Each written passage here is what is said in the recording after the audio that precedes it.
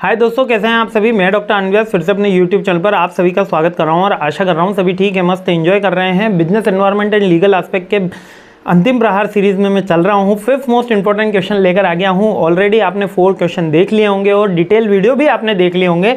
ये मैं बार बार आपसे रिक्वेस्ट कर रहा हूँ क्योंकि पेपर काफ़ी इसका लेंदी है।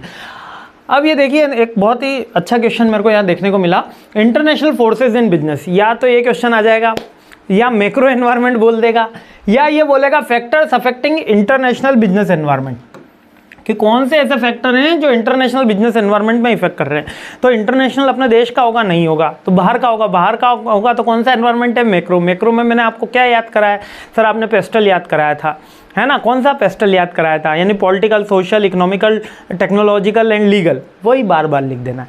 देखिए क्वेश्चन क्या कह रहा है, फिर समझिएगा। देखो मैंने आपको क्वेश्चन याद करवा दिया, लेकिन क्वेश्चन का आंसर याद है। अब क्वेश्चन याद रखना है तो मैक्रो एनवायरनमेंट आ गया तब भी अपन ये लिख देंगे।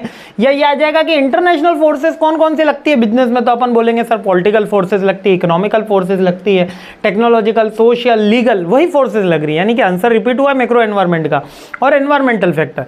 और यदि आपसे पूछ लिया जाए इंटरनेशनल बिजनेस एनवायरनमेंट के बारे में लिखिए या इंटरनेशनल बिजनेस में लगने वाली फोर्सेज लिखिए, तब भी अपना आंसर सेम होगा, political, legal, economical, cultural, technological, environmental. और जब इंटरनेशनल आ जाए तो ग्लोबल कंपटीशन करके एक ऑथर ने बुक पॉइंट बढ़ा दिया है।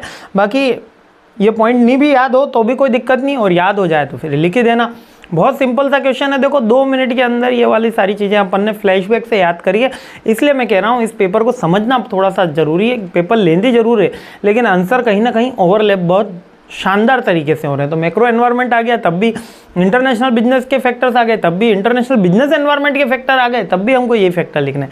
क्लियर है ना। तो चलिए अगले क्वेश्चन पे बढ़ते हैं, सीरीज आगे बढ़ाते हैं, क्योंकि ये वाला मैं ऑलरेडी समझा चुका हूँ और डिटेल वीडियो में तो और भी भर भर के समझा है। तो जय हिंद, खुश रहिए, मुस्कुराते रहिए, इसी के साथ मेरे साथ भी जुड़े रहिए। जय हिंद।